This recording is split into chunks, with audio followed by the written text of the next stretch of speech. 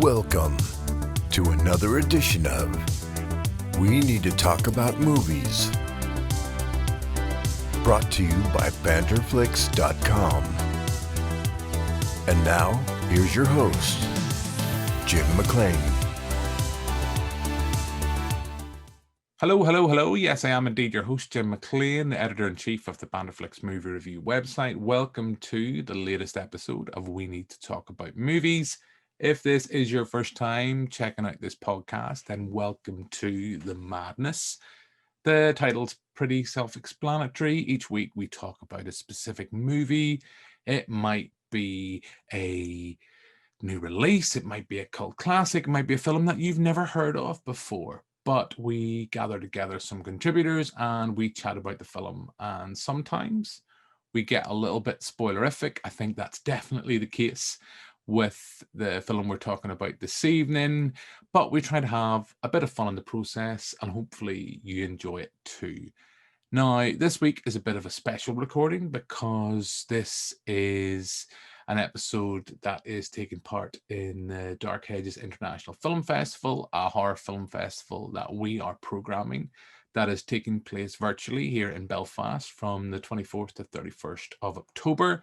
And I thought that since it's a horror festival and since Halloween is nearly upon us, I thought we'd talk about a horror movie. And I thought we'd talk about a new horror movie, one that's just had its world premiere at the London Film Festival, and that is Rose, a Love Story, directed by Jennifer Sheridan. And on this episode, I'm going to be joined by Claire McCullough, who's from the Ormeau Community Cinema, and local blogger Neil Sedgewick. We're going to be talking to them shortly. But just before we get to that, I got a chance to speak to two of the producers of Rose, a Love Story, Sara Huxley and Kelley. And before we get into that interview, let's have a look at the film's trailer.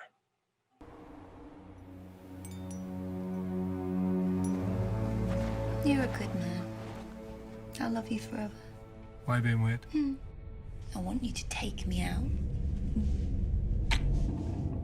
And what was the food like? Like really fancy fruit. Come on.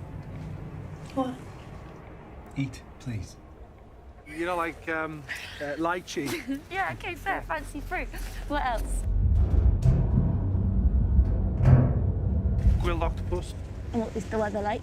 So warm that you could sit outside and you could smell all the food cooking on the grill and smell the salt water coming from the sea. There's just no way that I'm going to leave you on your own for 2 days. I'm sorry. Is, I want you to. What if something happens to you? Sam, it wouldn't be your fault. Rose?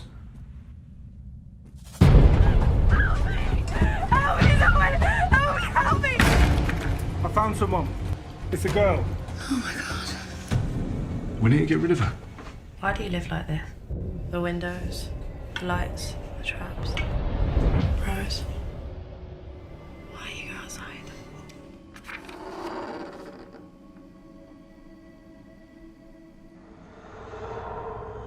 So that's a clip of Rose, a Love Story, and I'm joined now by two of the film's producers, Sara Huxley and Kelley. Hello to you both, ladies. It is the world premiere of the film, and I'll start with yourself, April. Tell our viewers and our listeners as much as they need to know about Rose, a Love Story, going in to watch it. It's always, it's tricky not to make a silly answer there.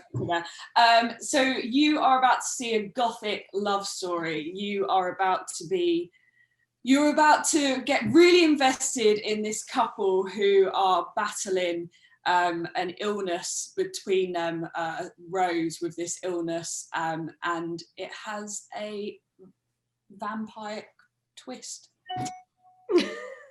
There we go. That's all good. I thought we would get through this without mentioning the word vampire, because I know that's a thing that there is in the film. I haven't watched it yesterday. There's not an outright mention to the word vampire. Feel free to correct me, ladies. No, there isn't. But we've been trying to keep it under wraps since we wrapped.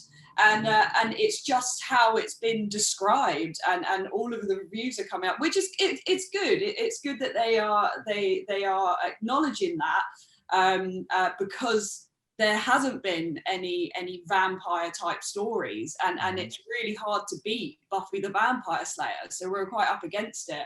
But that nuance of the vampire actually represents so many other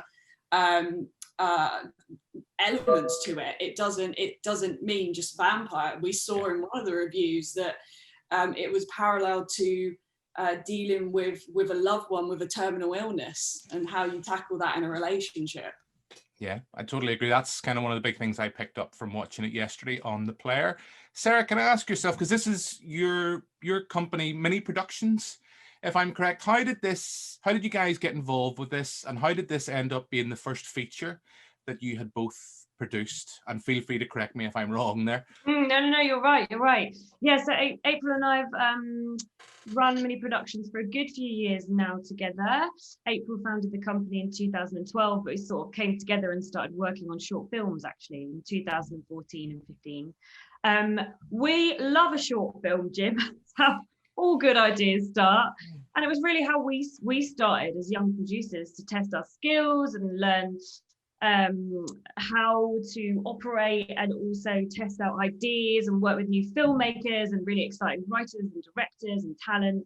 And the short films just basically grew over the past few years, and we started to work with bigger and bigger talent, better and better scripts, more exciting things were happening. And we met Jen quite a few years ago at Aesthetic Film Festival. One of our short films, one of our first ever short films was there, a dear short film of ours called Tea for Two, and she was there with one of her shorts, and we just hit it off and stayed friends with her basically for quite a few years. And then we actually shot a very short horror with her for a bit of fun. And then her agent, Rob, part of the artist partnership and the development partnership, she put us in front of him and said, you know, I really would love these producers on this, when they were kind of a little bit further along the project. They had Matt, they repped Matt as a writer, and they had Matt and Sophie on board, and Jen, and we were, I guess, the final piece of the puzzle. And it was just a really great team, basically, and we all hit it off. And that was it. I mean, I think the script landed on our desk in September, October. Well, no, we got the green light September, October. It was the beginning of that summer that we had first been chatting about it. And it all became real in September, October. And we just got back from LA to shoot another short, because apparently that's what we do, mad things. And we just had a few months to put it all together, and the rest is history. If I could ask, and this is a question I often ask directors, how they make that jump from shorts to features, how they find that. I'm interested from yourselves from a producing point of view. Did you find much of a difference for yourselves? Was it a case of, I know I always talk to directors, it's more about, you know, working on a short helps you with time management and etc. Things like that, and how you have to know what you have to get shot through a daily process. From a producing point of view, give me an insight about that jump from shorts to feature. You want to kick it off, Sara?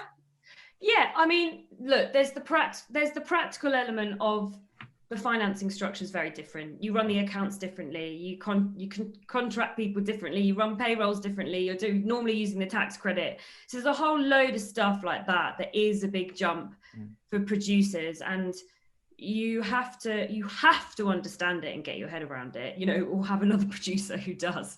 And we learned so much in that process. So, you know, because you're ultimately really making a product in a feature film that you can sell. And whereas shorts, a lot of the time, it's like you might not make any money from them, and it's about the festivals and the accolades. There is a difference in the way that features are packaged, and certainly in the distribution side. And it's, you know, it's got a different journey. But we had worked on bigger stuff, April and I. We really worked hard to freelance on much bigger shows with much bigger budgets, and push our own shorts to bigger budgets and be more and more challenging, and shooting all different mediums and genres, so that we were so ready for a feature film. the nice way of saying it is it's just like a short film but longer, but it does have its challenges even from the scripting stage. I'd also add that, I mean, from the get-go, this was our goal, including LFF. We didn't think it would happen, especially on our debut feature. But I think Sarah might agree.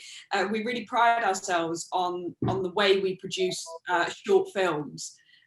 We really do think about the entire product, even though you're not going to make any money, even from how you present that and how you find an audience, because directors and writers are very rightly so trying to get every penny on the screen, whereas actually you need a few pennies for people to actually be able to see the film, because that's what you're doing. You're trying to elevate your own career, and then even through there, like, short films have become they've got a lot of worth now, and we now have 5 of our short films on Amazon Prime, and that's not because we want to make our money. Well, I mean, we would like to make our money back, but but that's never going to happen, Jim. That's not the reason. That's not the reason. It's for the art and the integrity. I know this. Don't worry. I understand this. It's okay. But to have it on a platform like that, that's it's huge, I think. I think it was yourself, so you mentioned they're kind of like, ultimately you have to sell this product. How are you feeling right now? We're coming through an environment that's changing, week by week. We look at kind of what's happening to the traditional cinematic distribution route. I know, April, you've mentioned there Amazon Prime. What way does that kind of now? Because I was reading this finished at about March, and I'm assuming that includes post and things like that. You didn't finish filming in March. That would just be too ironic when you watch this film, because you look at Sam and Rose, they are the self-distancing, social distancing king and queens. I think there's definitely an irony watching it there. But for you guys, what's your kind of thoughts on the future right now with this film? Like, where do we go with Rose: A Love Story beyond London Film Festival? Have you that planned out? Do you kind of know? Is there things that you just can't tell me right now? But what way is that market from your perspective changing in this, I hate to bring up COVID, but the kind of COVID world that we're currently living in? It's just a big elephant in the room, isn't it? It's like, the positive side of you goes, well, people will always still want experiences. And I think cinema has become really exciting in that, there's different ways to experience film now. There's interactive cinema, there's cinemas that make it more of an experience. So hopefully, even if that slither of cinema survives, there'll be something, because people do crave like human interaction or like leaving their front door. But the VOD platforms are so powerful, and it does make your film be able to be viewed worldwide. So it's the landscape of film is ever evolving, and I think our hope is just to get it seen by as many people as possible. But ride off the back of this festival to get it out there. Luckily, we've had quite a few people reaching out and excited by the film, and that's what really matters to us. Yeah, we're in a really good place. Like, we're just holding out for the moment. I think what you've got now is sales agent and distributors really in need of that new content, but potentially not having a huge amount of money that they might have had to buy it. I think we're taking it steady. So we've actually been very surprised about the amount of people having interest in this. And I think what will be key is not to rush it for a Halloween release, but potentially maybe build around an anti-Valentine's Day release.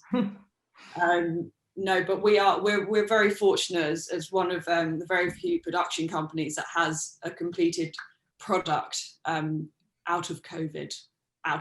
Not even COVID, but ready in time. Yeah. For the pandemic. I think everybody's just lost track. Look, I know we are pushed for time, but there is 2 questions I wanted to ask, and particularly wanted to ask you, April, because I want to talk about kind of the fact that the film's getting its world premiere at the London Film Festival. You mentioned just as we started to record, you have a personal connection with the London Film Festival. You have a history with the festival.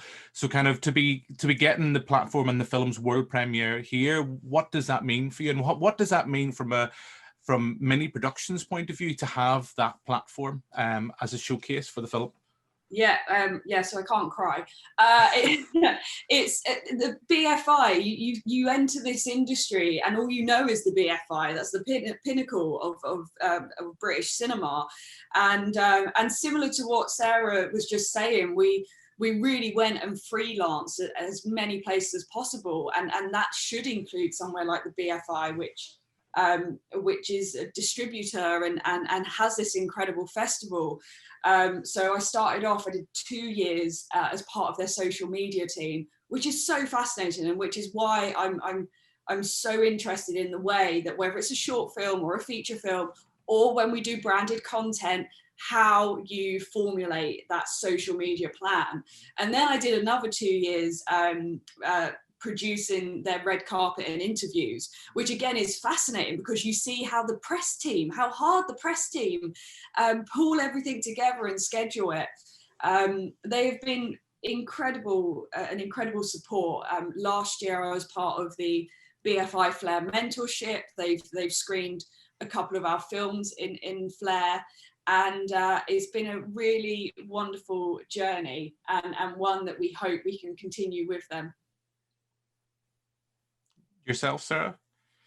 Anything you want to add, or?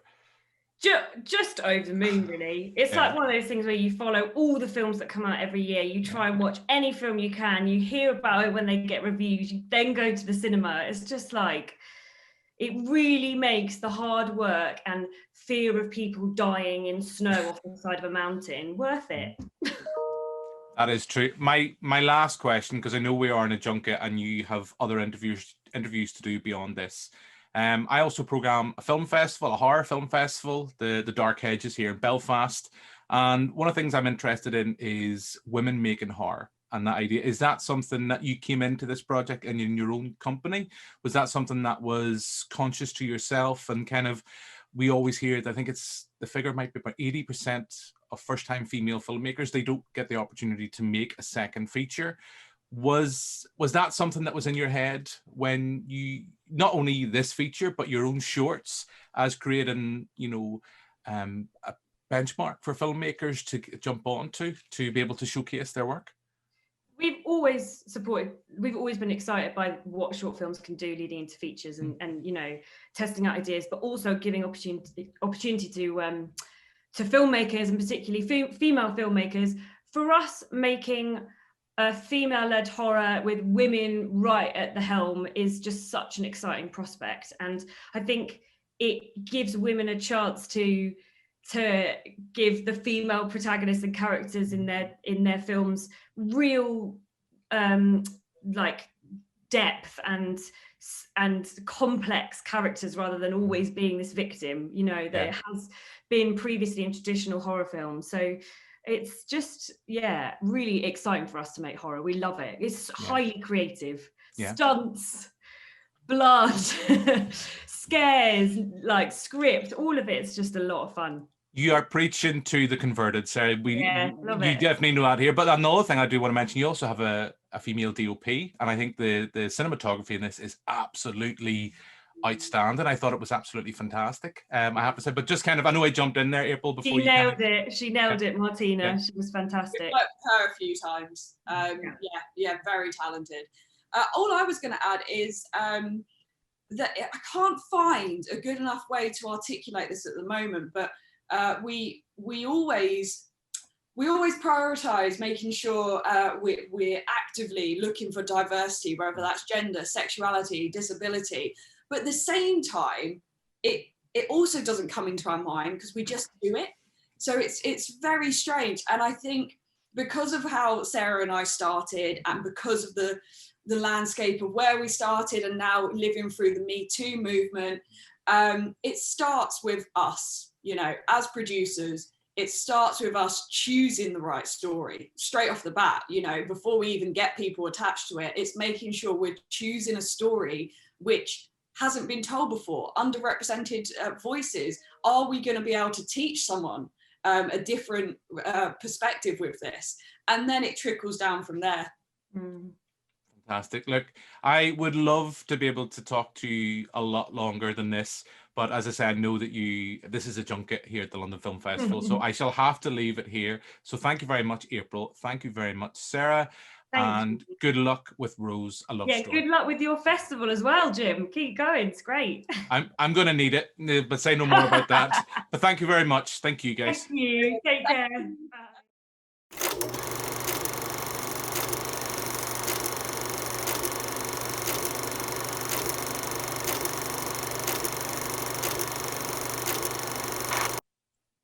So that's my interview with Sara Huxley and April Kelley, the producers of Rose, A Love Story. And we're now going to chat about the film, share our thoughts. And I'm joined by Claire McCullough from the Ormeau Community Cinema. Hello to you, Claire. Hello. The last time we had, I can't remember, I think we had you on just a general chat about cinemas reopening, I think, if I'm right, Claire. That was back in July, wasn't it? It feels like a lifetime ago. You know, cinemas were reopening and now we're going into circuit breakers. You know, have you been to the cinema, Claire? Have you got a chance during that time to get back to the cinema? No, I'm really bad. I actually didn't get a chance at all, and I'm kicking myself completely. And I feel really bad about it, and I don't really want to talk about it that much because I'm guilty, very guilty. No one's gonna judge you. Shame. Yeah, shame on me. No one's gonna judge you. I genuinely thought from that last recording, Claire, that we had left you, that literally if cinemas had reopened the next day, you would have charged in and got your ticket, but clearly not. Yeah, it should have happened. I think I was waiting for basically I said to myself I was going to wait till Halloween, whenever like everything was, all the scary movies, all the thrillers and stuff were coming out, and then I got really excited about James Bond as well, and then that got put back, and just no excuses at all. No. Okay, we're not going to judge you, Claire. I'm not going to judge you. I don't know about my other guest, that is a local blogger, Neil Sedgewick. So hello to Neil. Neil, we haven't had you on, I think, since Parasite, I think was the last time. That feels like a lifetime ago, Neil. We were actually able to physically meet in a room and chat about Parasite, aka Parasite. The proposed Northern Irish remake of Parasite, it hasn't gone away. It's a bit like Jerry Adams. It hasn't gone away. It will come back at some point. We just, need to get the funds to do it. But, I was talking to Claire there about cinemas and being back to cinema. Have you been back to cinemas yet, Neil? And as a parent, have you had the kids to cinema? No, the kids haven't been, actually, but I have been. I went to see Tenet, and then we had the rather sad experience of the Bill and Ted. Bill and Ted Face the Music that evening as a press show, but that's been it. That's kind of not really been myself much. To be honest, there hasn't been much that has drawn me towards the cinema, Tenet aside, and the way the world is now, there's just so much opportunity to see things other ways that I've kind of taken a bit of an advantage of that, I suppose. I do have a wee itch that I need to go to KFT, and I really kind of need to scratch that because I haven't been there in so long. But yeah, I've kind of stayed in a wee bit and used things like the BFI player, and all the usual online channels. I got a movie subscription. Movie. Did I say movie or movie? Mr. Sedgewick, you have went full cinematic hipster, my friend.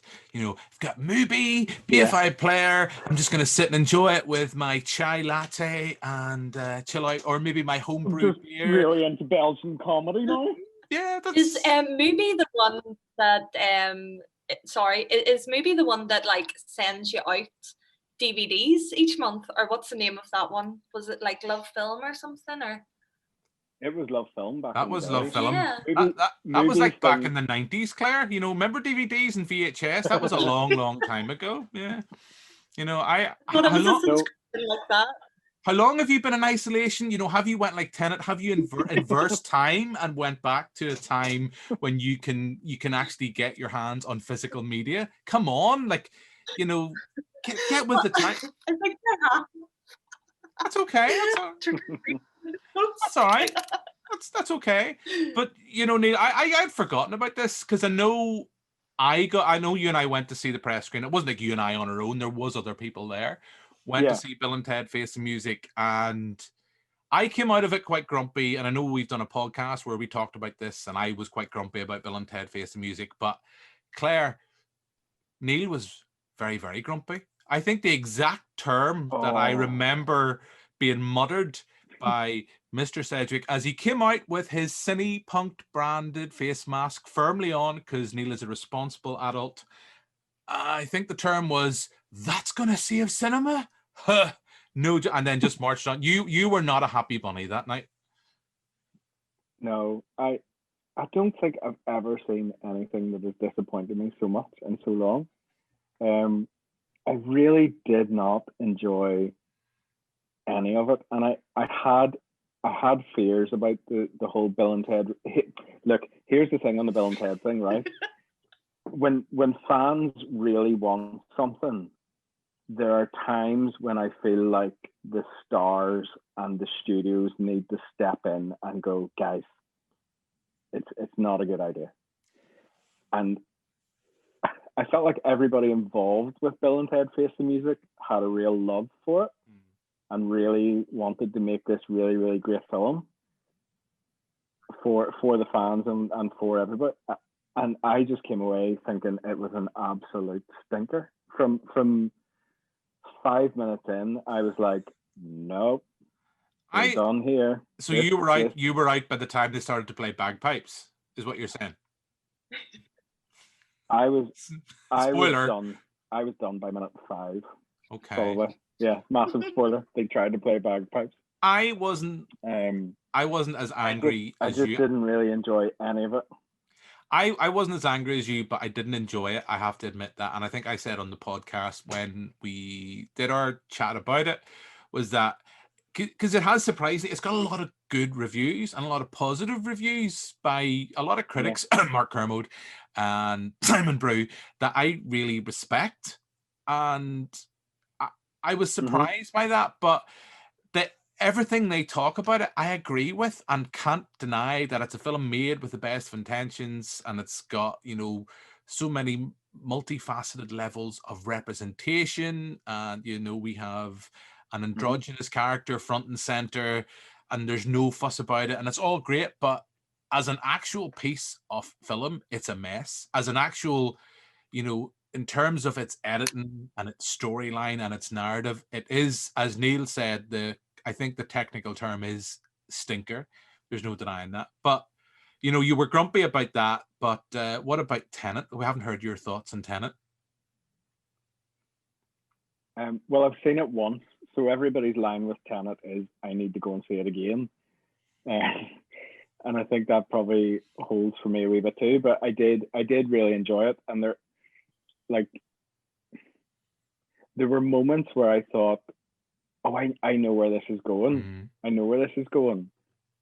And then things happen in the gap and you go, oh no, that can't happen now. And then it turns out they happen, which is a really rubbish review. But it's really hard. It's a really hard film to talk about without spoiling or giving too much away, even though you don't fully understand what you're talking about. Yeah, I know what you mean. There is an assumption with Tenet and with a lot of Christopher Nolan films that you as the audience are expected to catch up and to keep up with what's going on.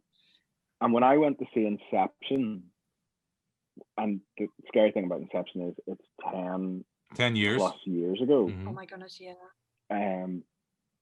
And at the end of Inception, no spoilers, but when the top is spinning and it cuts to black, I was in the cinema and a very Belfast voice in the row behind me went, what the was that about? I would have loved to have seen Tenet with that guy. I would have loved to have taken him out tonight to see Tenet. Because if you feel like Inception was a hard thing to tag along with, Tenet's like a level up from that. And there's good points to that, but there's also bad points to that because it'll turn people off very easily. But equally, for those who love that type of thing, it'll really give you that wee bit of cinematic buzz. And it was lovely to go and see it. It's kind of my return to cinema, big screen, all the visuals of it, highly impressive. But definitely to get a full appreciation of what's going on, it's going to take another watch or maybe more. I would agree with you, because I was quite cold on it first time round, and I went with my cousin to see it. Well, actually, I had to go 3 times, because the second time I walked out halfway through, because, as we said in this podcast a couple of times, cinema might be back, but so too are the cinema wankers. They're sadly back, and you know, and clearly the time it's been away, the 6 months or whatever it was that cinemas were closed, you know, they've learned to kind of that cinema and the cinema environment is just your living room, and you can talk and be on the phone and take pictures. And I walked out, and I'm sorry to mention the Odeon, that's where I was, but we have a good relationship with the Odeon and some of the staff there and the management, but it was terrible. And I then came back on an early morning. I was off. There was me and one other person in the cinema, the way it should be. Okay, I do love shoulder to shoulder watching stuff when it's all a good audience, but just there's nothing better. Do like a Sunday morning, you go to the cinema, there's maybe you and 4 other people, and it's nice and quiet, and you enjoy it. And it's that good that even as you come out, those 4 people or other 4 people, one of them maybe stops. What do you think? And you have a wee chat. That's what I love. And the technically the third time round of watching it, I actually really like it. I like it a lot more, but the first time out of it, I came out of it really cold and just kind of, I know you don't want to talk about it, Claire, but Tenet wasn't enough to tempt you back at all. Like, are you not a Nolan fan, or was just kind of? No. I actually, I really like Nolan. I was really tempted by Tenet, and I was kind of thinking about it, and then I went on Twitter, and everyone was talking about just what, like, some people were like, oh, it's the best film ever, it was really good, and then other people were like, what was that? And then people were like, if you say that you understood what happened in Tenet the first time watching it, then you're lying. And I was like, oh no, I don't know if I can watch a film like that. I didn't have that issue. Like, Neil, did you have that? I mean, I understood it. I came out of it, I was quite perplexed by that in terms of certain things that were going on. I don't want to be spoilerific. I never had an issue with understanding the plot. My issue with it was with the film was it didn't feel symmetric to me in terms of, I know it's not time travel, and Chris Nolan will come and hit me over the head if I mention that Tenet is a time travel film. It's time inversion. But watching it for, as I say, technically the third time, there's actually a lovely bit of symmetry to it that I did not pick up on. And the thing about it is, it's truthfully, it's impossible, and I'm not going to be spoilerific. It's impossible to pick up on the symmetry of it first time watching it, but when you watch it the second time, it's just a nice little chubby moment. You're like, oh, okay, I get this now. I see that it's much more symmetric and resolves itself much more thoroughly than what I thought it did. But I never at any point didn't have an issue with understanding it. I didn't have an issue too much with, I know some people had issues about hearing things. I think that's just a case that you just have to pay attention. You can't be kind of sitting on your phone or kind of looking around. Just pay attention to the bloody thing when it's on the screen. Did you, I mean, that was kind of a rambly question, Neil, but did you understand it, Neil? I wasn't confused, but were you? Yeah, I think so. I think I understood. I didn't really have any issues at the time. I did have a moment. I will confess that I did have to have a toilet break, so that's not ideal in a film like that. And I thought, right, okay, it's an action sequence. Nothing major will happen here. And I was gone for 2 or 3 minutes, and I did come back in and kind of go, oh, we've jumped significantly here. And it took me a wee while to catch up, but that was probably the only thing. I also didn't have the sound issue. No, didn't have sound issues at all. My local Omniplex down the road from me, and I would tell you it was perfect. I got everything, so I don't quite know where that line comes from, but yeah, I really enjoyed it. I'll definitely I have seen theories out there. Again, Twitter's not the ideal place because you never know what to trust. But I have seen theories out there that if you watch it from the end backwards, because the whole thing kind of is symmetric and a bit of a palindrome, you can do the same film. I know what you mean. In reverse order. I've watched it a couple of times. I wouldn't. There's a dialogue problem there. Yeah, I wouldn't say that, but it's just there's a thing that I noticed when I watched it. I'm going to say the second time round that you would be completely oblivious to. You wouldn't understand why it's there, why the camera looks at something the first time round. It's only when you've watched the film the second time, and it doesn't affect your understanding of it. It doesn't affect, because I know we've had a constant discussion on this podcast.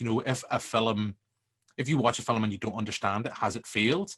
We talk about films like Hereditary. I know we're going to be talking about a horror film tonight with Rose, A Love Story. It's a very different type of film to Hereditary. Am I okay? Oh, yeah. You're okay. Jim's gone. All right. Oh, it's okay. You had a bit of a freeze. You fell down the palindrome there. That's okay. You inverted time. You're back with Love Film. That's what it is. You're taking your DVDs back. But no, as I say, it's just there's a thing at the start of Tenet when you've watched it the first time round, you may or may not pick up on, and it was just completely by chance. But anyway, let's not talk about Tenet. It was just because I haven't had you on for a while, Neil, and we haven't had Claire. I know you're saying you haven't been to the cinema, but what have you been watching at home? Okay, so I watched The Haunting of Bly Manor there at the weekend, which, do you know what? The first 5 episodes, I thought I was going to have a nervous breakdown. I was really on edge. It was so Neil, basically, I'm not very good with scary films or horror in general. Okay. I'm with you. Psychological thriller kind of gal. Like a murder mystery, but anything where there's a bit of say ghosts or horror, and I freak out. So the Haunting of Hill House, oh my goodness, that terrified me completely. So I thought this was going to be another one of them, and it was. The first 5 episodes were terrifying, and I was really on edge. I thought I was going to have a nervous breakdown, and then I don't know what happened to the rest of it, but there's an episode, I don't want to spoil it for you, but there is an episode where it's in black and white, and it's just so repetitive that I was like, is this over? Please be over. Begging it to be over. Apart from that, so I'm sort of over Gordon Ramsay now, and I've moved on to Paul Hollywood, and I've started watching Bake Off. I feel, the last time we had you on, there was a lot of love.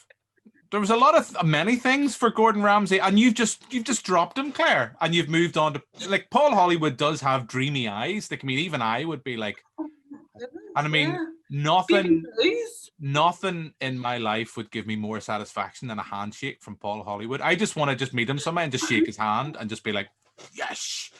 But Gordon's just kind of yesterday's man. It's all about Paul Hollywood now. Now, I still obviously really appreciate Gordon Ramsay, and he will still probably be number 1. He was my first love, and now I'm moving on to the second love, and this is Paul Hollywood and Bake Off. Bake Off is it's intense. I'm hooked. I am a Bake Off fan. And do you know what it is? I mean, my lovely wife made the point. I think because the fact that they have been in this bubble, it means that you don't have to have social distancing. So it's just nice to be able to see groups of people and the Paul Hollywood handshake and all that stuff. And it's nice. It's a nice thing to do on a Tuesday evening. Come home and have an excuse for cake or chocolate this week because it was chocolate week. Neil, who's your favorite celebrity chef? My favorite celebrity chef. I don't know if I have one. Everybody has one. I'm not a big cooking show person. It probably was Gordon Ramsay at one stage though. Yeah. Just because if you ever do need inventive swearing to add to your kind of rotation, Gordon's your guy. I'll always be honest with poor old Jamie Oliver. He's a good old Essex lad, and you know what, Pucka. and all that stuff. Every Christmas, I watch the Jamie Oliver Christmas show to get ideas for watching my wife cook Christmas dinner. But yeah, you should do that. Yeah, but then he got rid of turkey Twizzlers, didn't he? This sounds like, Claire, like it's coming from a real honest place from you. It was just like you didn't think about that at all. It was like you just sounds like someone that's just like, I love turkey Twizzlers, and Jamie got rid of them. I've actually never had them, but there was full total outrage, wasn't there, whenever he got rid of them? I just remember my favorite bit of that whole documentary. This is going back. Yeah, at some point we will, listeners and viewers, talk about, Rose, a love story. But I do remember vividly that in that TV series or that documentary series that he made, wasn't it the bit where like the kids were getting their parents to smuggle in like fast food because they didn't like the food? I was like, come on, kids. Or was it Jamie crying just because they wouldn't eat his food? Oh well. Anyway. In a I don't know how I'm gonna do this gracefully other than saying, guys, Rose, a love story. What did you think? We had the producers on.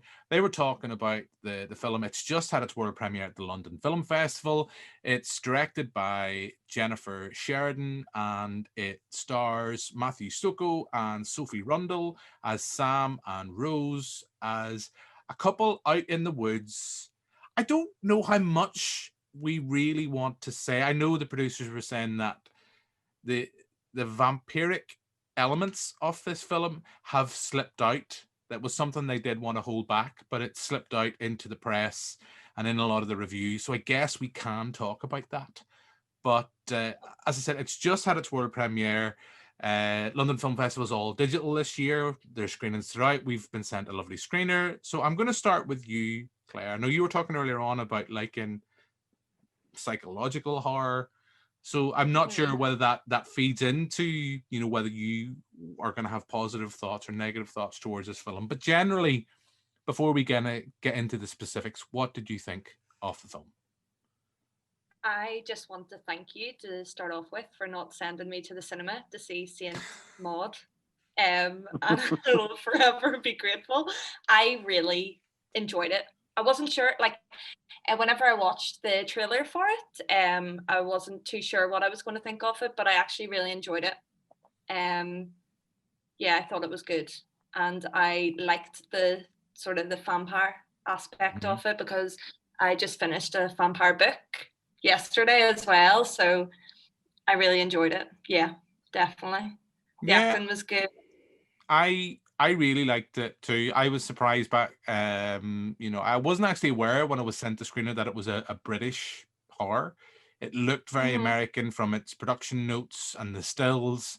And I was surprised, the couple that are front and center of this, the actor who plays Sam is also the film's writer.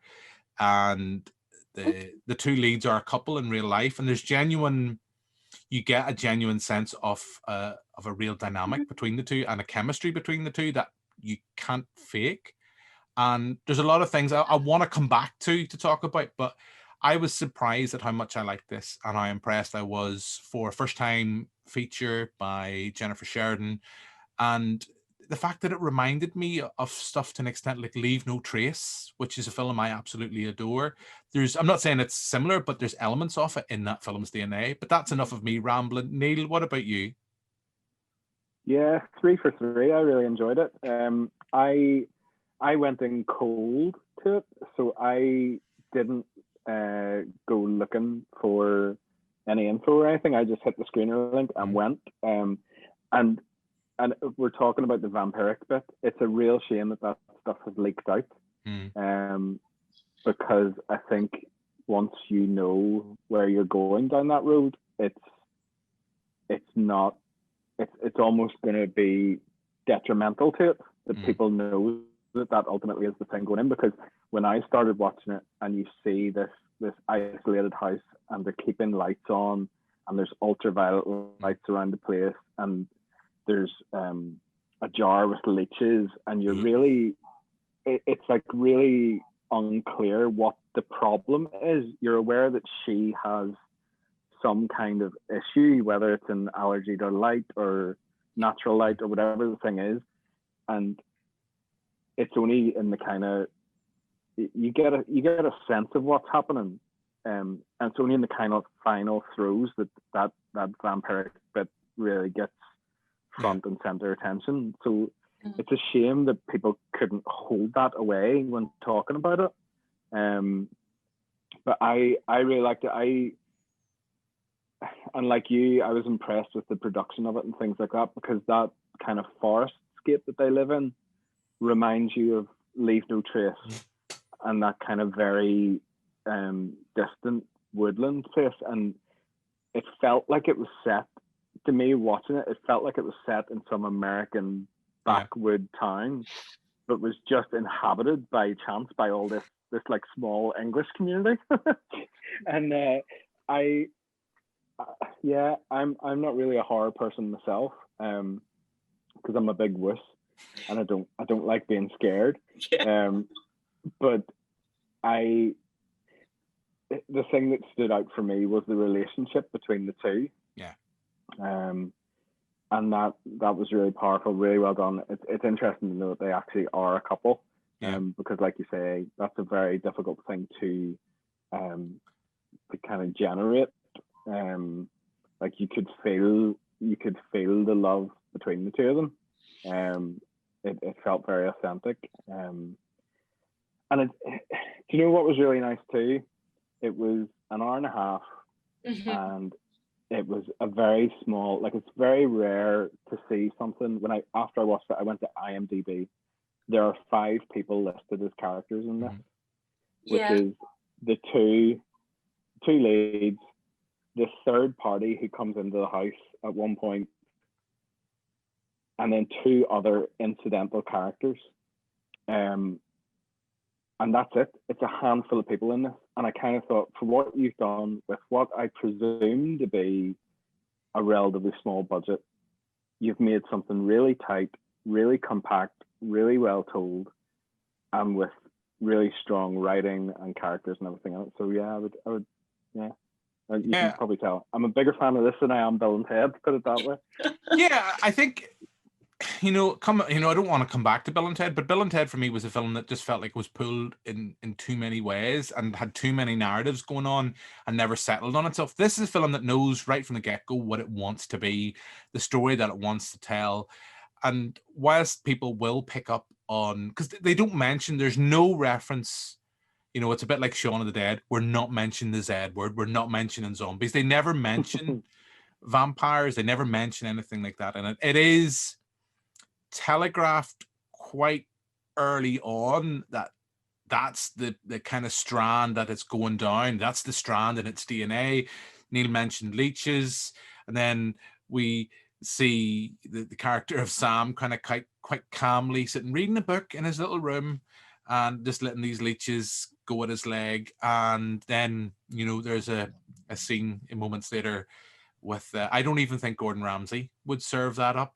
That I don't think Gordon. I don't even know Paul Hollywood would serve that up. But it was really effective. But what I love about, and it's the thing I like about all horror, is that whether it is a film that deals and has vampirism and elements of vampire in its DNA, it's not a film about vampirism. It's a film you could look at about terminal illness and sickness, and I think that's quite relevant. I think I said in the interview with the producers, I think, it's ironic that this film finished its production in March. Now that's like post and stuff, that's not filming. But, you think in March when we went into lockdown, like Sam and Rose would be the social distancing champions of 2020. I think they would even give Jack Torrance possibly a run for his money for social distancing champions. But it's the fact that it's that sense you have these 2 people, and it is, I like the fact, I think it's called Rose on IMDb. It's been added in with the double barrel, like a love story, and it is very much, it's a horror film, but it is a love story. And I don't want to say it, but there's elements of Twilight in its DNA, and I have no problem with Twilight. I know there are people that do not like Twilight. I'm not one of them. I don't love it. I don't kind of want to watch it. I'm not like my wife who wants to watch it religiously. Well, actually, she's more Hunger Games than Twilight. But I don't have an issue with people liking Twilight. But there's definitely elements of that whether people will see that as a positive or not in its DNA, this love story. But front and center, it's a story about sickness and living with someone who is suffering from a terminal illness. And you look at it in the sense that Sam's character does not see the changes in Rose. He sees Rose. It's only when we have the introduction of this other character known as, I think Amber, she's called, that she kind of like, she straight away is like, what's wrong with you? Why are you so pale? You know, what is, there's something not right here, you know? And that's, you know, having been in a situation where I've lived with people who suffer from like very different, but like dementia and things like that, where you're in close contact and you don't see the changes, and somebody else comes in who maybe hasn't seen that person for months on end, can instantly see the changes. Just, there was things like that I picked up that I'm rambling, I know, but I was really positive about this because it's a film that from the ground up, from every level, from its cinematography, which is stunning. I forget the name. I think it's Martina Knitter. I apologize if I'm getting that lady's name wrong, is doing the cinematography in this project. It's great. It knows exactly from every level. Everybody is on the same wavelength and knows what it wants to do, which is in stark comparison to a film like Neil that we've mentioned, Bill and Ted Face the Music. That's enough of me rambling. You know, guys, feel free to interject and see, you know, what else you want to talk about or praise within the film. I found it really interesting actually with the character Sam, you know, whenever Amber actually comes into the film, and he actually becomes the moody one, where you would have thought it would have been the other way around, you know, with Rose's character having been like a vampire. You wouldn't expect her to be, I don't know, it was kind of like a paradox, is that the right word? You know, he took on the sort of moody, isolated, angry character, whereas you would have thought that maybe she would have been like that with change and another person in the mix. I thought that was quite interesting how they did that, and it worked really well. Yeah, I would totally agree. I mean, we see that change in dynamic, and it becomes the catalyst for change. And you know, that's a kind of tried and tested, you know, film element. Like another film I was thinking about when I was watching this, particularly the second time. I've watched this twice now because I enjoyed it. And it's, as you said, Neil, it's an hour and a half, so you can watch it again. It's not like 2.5 hours of bloodiness. But it reminded me a lot of It Comes at Night. And there is another film where we have a group of people that are in a routine, and they're in this, well, in that sense, it's a kind of dystopian future. Well, kind of, there's been a viral outbreak, bad stuff has happened. It sounds a bit like 2020, but let's not go there. And we see how the introduction of a different character can become the catalyst for change and how things ramp up. And as you say, Claire, you know, Rose, for everything that appears to be wrong with her, she seems to be at times in more control over the situation. It's actually Sam that there's a sense that he has become controlling of this. You know, everything is rationed. Like, he loses the rag over porridge, over the rations of porridge, and how that throws him off. But how, you know, the daily routine, like there's even a scene earlier on where he just wants her to eat. It's granted, as I said earlier on, I wouldn't necessarily want to eat what she's eating. That's all we'll say. But he wants her to eat. He wants to get her into this routine because it's the idea of routine will keep her at max, in the best possible health, in the best condition for their relationship to flourish. And even, I think for me, the scene when I watched it the second time that works so well is the scene where they go on date night, and it's just a walk through the forest. And it's just, it comes back to that point where you can't fake that chemistry. And it actually, to the extent feels like the camera is rolled and they're just talking. It doesn't feel scripted. And they're talking, I think there's a line about fancy fruit. And they're kind of talking about this, that, and the other. And it's just this lovely scene where they're walking through the forest. And it's kind of a bad podcast because none of us are disagreeing. You know, where none of us are saying, one of us, usually someone says, oh, I hated it, or I loved it. But Neil, come on, what else do you want to talk about? Come on, find something that you can criticize that we can all fall out on here. I don't really know if there's anything that stands out as particularly negative about it. I was being facetious. I think I did wonder at one point during it if it's the type of thing you can do in a short. It had in some ways to be the feeling of a short film extended out. Yeah. And there's a part of me that is going back on myself because I'm praising it for being 90 minutes.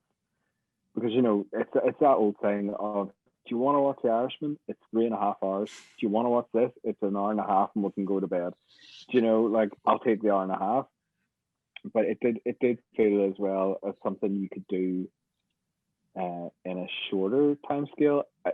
I also liked that the actual final reveal, even though you know where we're heading, you don't know when that full reveal is coming. So there's a scene where they are sitting peeling potatoes, and I was like, oh, here we go. She's going to nick herself with a potato peeler, and then it's going to all kick off. And it held there. And I thought, oh, you could, it's almost like it's so well done that it's almost teasing you into that kind of trigger pull moment. And I also really liked, there was just a little tiny almost epilogue at the end, which I'll not say anything about, but I really like that because it has the potential then to be there is the potential not for a sequel, but you know at that point that this story hasn't fully finished. It's a nice kind of really nice, and it doesn't mean it. Yeah. Oh, sorry. No, I'm just going to say. It doesn't mean that I want Rose a love story too. It just means it's really nice to have that, and then cut. We know this is not done, and I'm content with that. If that makes sense.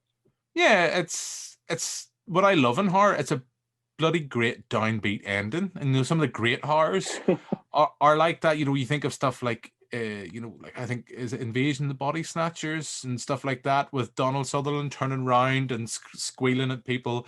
You know, this fact that you've tried to, you know, bringing back into 2020, and the fact that we've had this pandemic, and the fact that there's been a viral infection, and people have tried to control this. Because while this is a film about, you know, vampirism at one element and terminal illness, it's also a film about trying to control and trying to contain what is essentially an infectious disease in some sense. And, you know, you see the inevitability that you can try your best. You can go out as far as you want into the woods, into the middle of nowhere in the summer that if I walked about, having recently been about at Ballyboley Forest to do a bit of filming at like 8 o'clock at night in the dark and had scared myself shitless.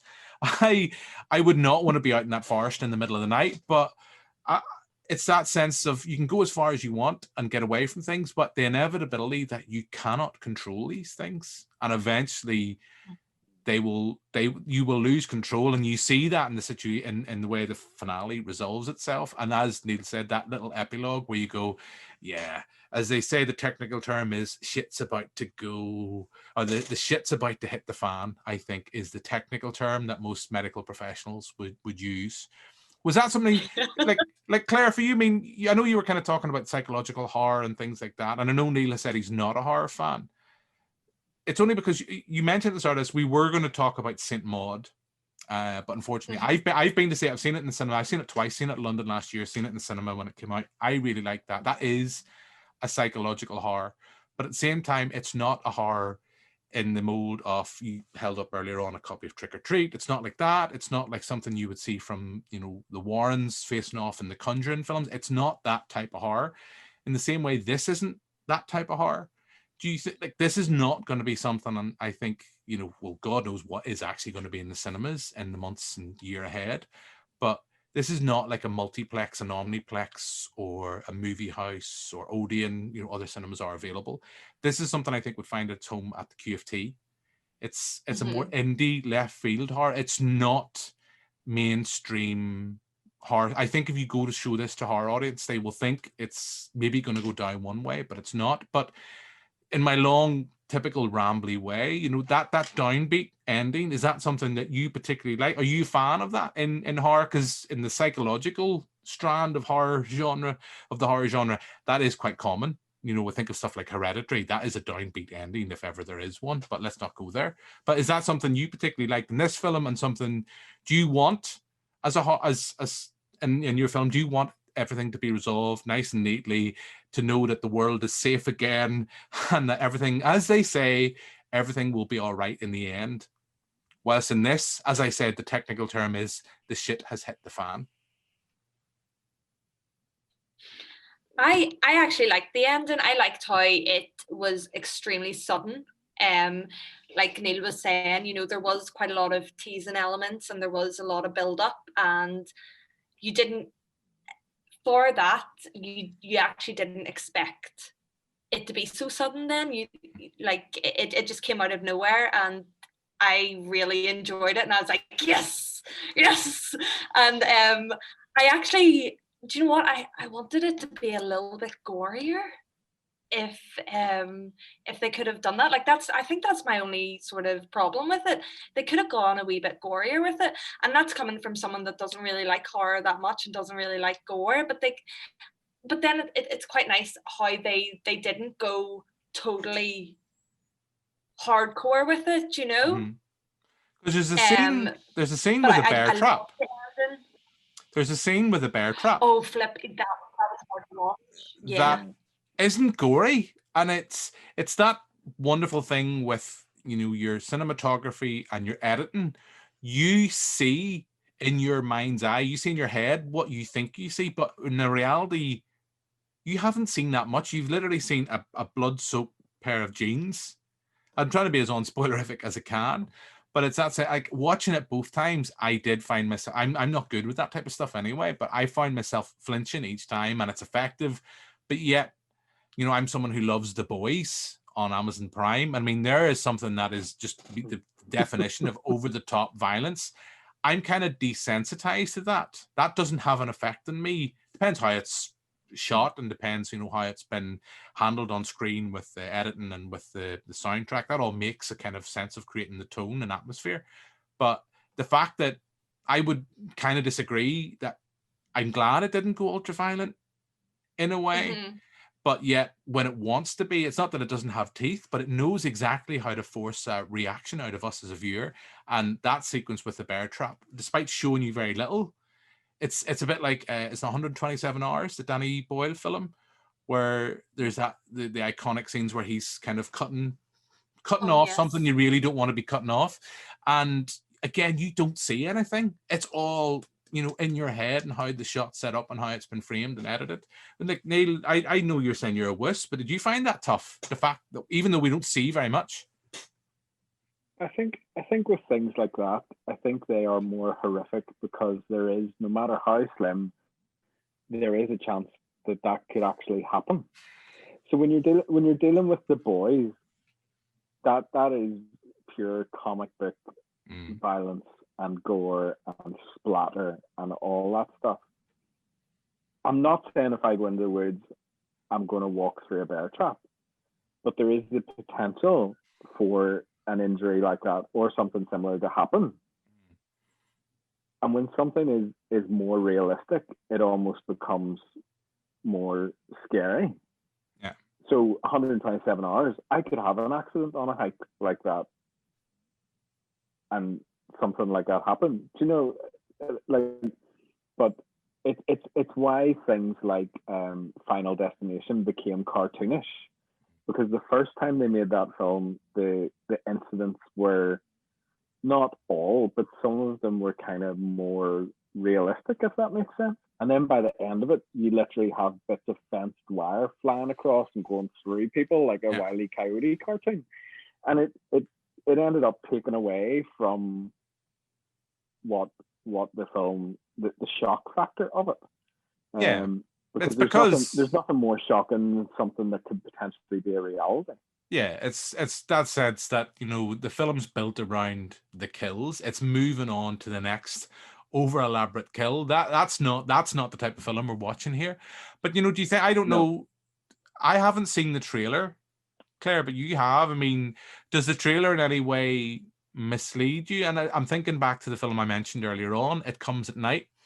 I sat in, I think it was the Omniplex, and watching that film with an audience who actively hated it, who actively wanted to, at the end of the film, collectively, en masse, got up out of their seat and couldn't wait to get out because they were that annoyed, because they thought it was going to be a film like The Conjuring. It was going to be that type of film. And when you look at the trailer, that's what it was sold as. You think that there is a monster, an actual physical monster outside lurking about. It's when it gets the sense that the thing that it comes at night is paranoia and our mistrust of our fellow man. That's the mistrust of our fellow men and women, just to be PC. And that's what I loved that in that film, but I never saw the trailer. I went in blind, like Neil said about this, and adored it. But people who clearly went there thinking it was a trailer, having watched the trailer, you know, does the film sell itself as much more of an outright horror? Because we know that marketing men and women will sell their souls to get you to go get your bum on the seat at the cinema, or, you know, rent or premium rent, whatever it is these days, whatever the kids are doing these days. So having watched the trailer, does that trailer sell you the film you watched? Do you know what? With the trailer, I felt it focused on a lot of isolation. So the isolation between the couple being out in the woods, it focused on them, their routine. Now, there was a few shots in the trailer of, you know, the leeches. And it really made me wonder, because I was like, what is that? Now, I don't remember the trailer focusing too badly on the vampire element, but it lured you into something unsettling, like something unsettling was happening between these two, but you weren't quite sure what it was. Now, maybe someone smarter would have seen the leeches and would have thought vampires. I saw the leeches and I was like, flip, what the hell would you be doing with leeches? You know, I was like, what? But, you know, someone else could have caught on to that straight away and been like, oh, vampires. To me, I wasn't too quick on that one. Did you not, Claire, when you were watching it, by the sounds of it, maybe go like a typical Belfast granny and go, something's not right about her? Something's not right about her. Something's not right about him. I don't know. You know, who keeps leeches? Who keeps leeches in the house? I don't know. I mean, I didn't quite know that.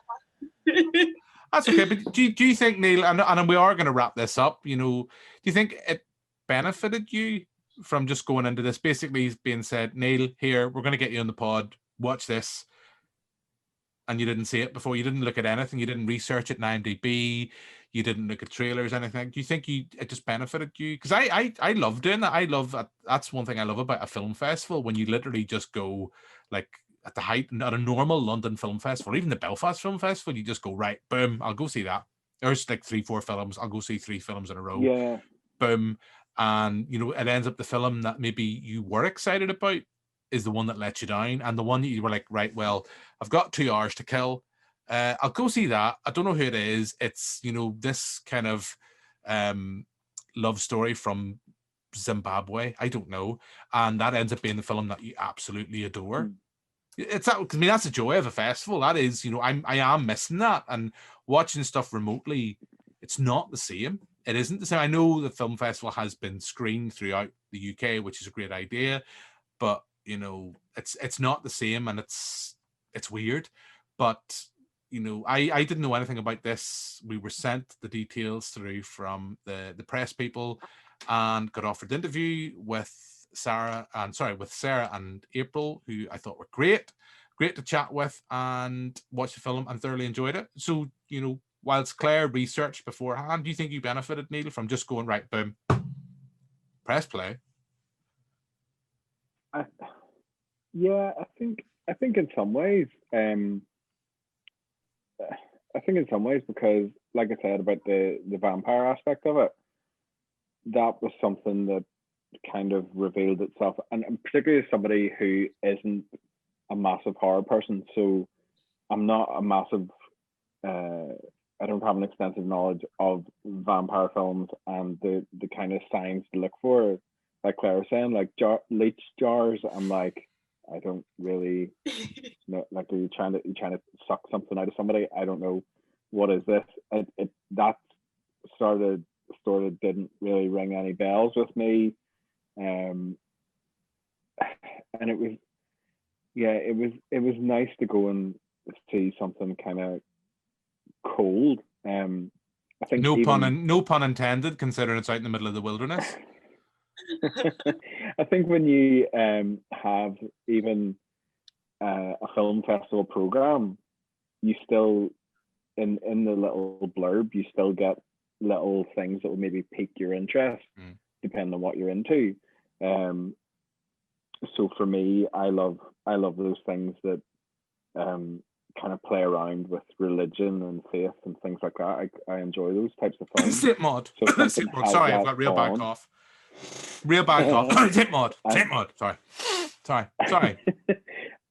And those will always kind of attract me, even if it is just within a title of something. But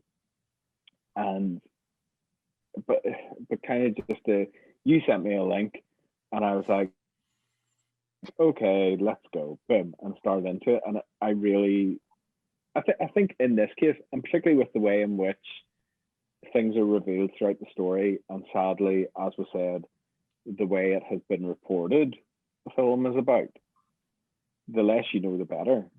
I know we're listening to us the whole way through. Yeah. Sadly, you probably know it awful. I know we're saying that, and we're kind of going like, it's better if you don't know, and then people will go like, hang on.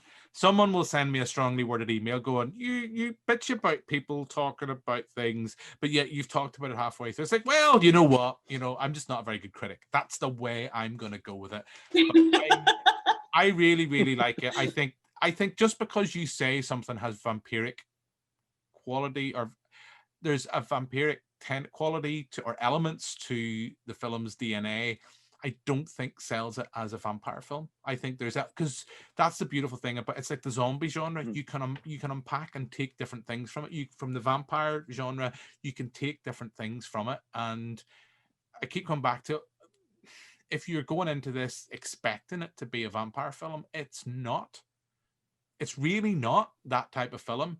And if that's what you've picked up from the press, and if that's what you've picked up from another review or from listening to us, that's not the film that the writer and the director has tried to make. It just happens to have, as I say, elements of vampire genre in its DNA. And I didn't have an element. I do see this as a film about isolation. I do see this as a film about a couple living with terminal illness. And I did find, I think it's because of the world we are in now. When the filmmakers made this, they didn't know we were going to have a pandemic. They didn't know we were going to have to do a lockdown, the circuit breaker that's just about to hit us here in Northern Ireland. And those then bring in different elements of irony when you're watching it. It's like going, oh God, isolation, tell me about it. I know all about it this year. It's just, I think it's a really good film. I'm hoping, we're talking about this now in October 2020. I'm hoping it's not going to be a long time, whether it's VOD or whether it's on a streaming service or whether it is in a cinema. Yes, listeners, yes, viewers, they're still there. They are still there. Some of them are closed now for a while. Some of them are closed during the week and only at weekends. But if I would definitely recommend to someone, and that, I suppose that's the point where we will bring things to a close. I would definitely recommend someone listening to us or watching us to seek this out and watch it, whether you're a hardened horror fan or whether you just want something that little bit different. I really liked this. I really did, and I was surprised at how much I liked it. And Claire, would you? I know you haven't. You're the person. Sorry to bring it up again. You haven't been to cinema, I know. But would you recommend someone, if this was out in the cinema, would you say, this is the thing that Banterflix is all about.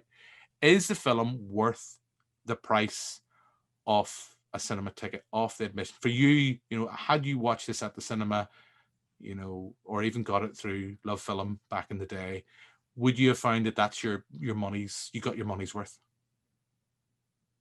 Yes, I think definitely. And I'm hoping, like, by the time it is actually released, that it doesn't feel as relatable to some people, like that we're not still in that form of isolation ourselves, you know.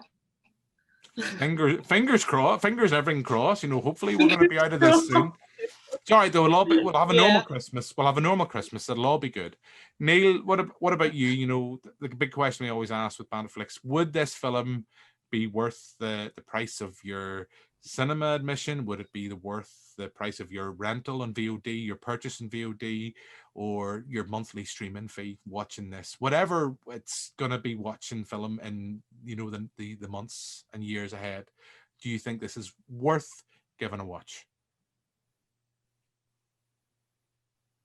Yeah, absolutely. And I say that as somebody who normally wouldn't be drawn to this type of thing. I'm actually really glad that I got to see it, because it is something that I would recommend, whatever format it turns up in down the road.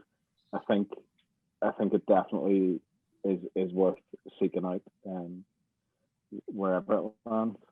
I really enjoyed it, and as I say, it's not my normal go-to, but it's definitely worth checking out. Perfect. So I think on that note, we've talked about quite a bit this evening. You know, I think there's a bit of everything. We've talked a bit about Love Film.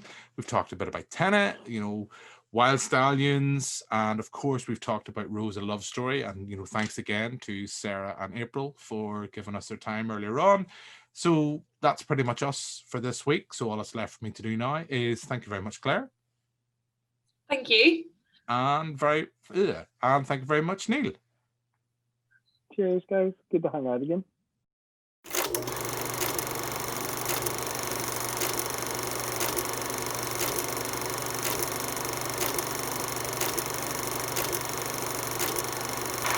So that's all we have time for in this week's episode of We Need to Talk About Movies. Thanks to our contributors for taking part. I hope you enjoyed the episode too. If you did, don't forget to subscribe wherever you get your podcasting fix.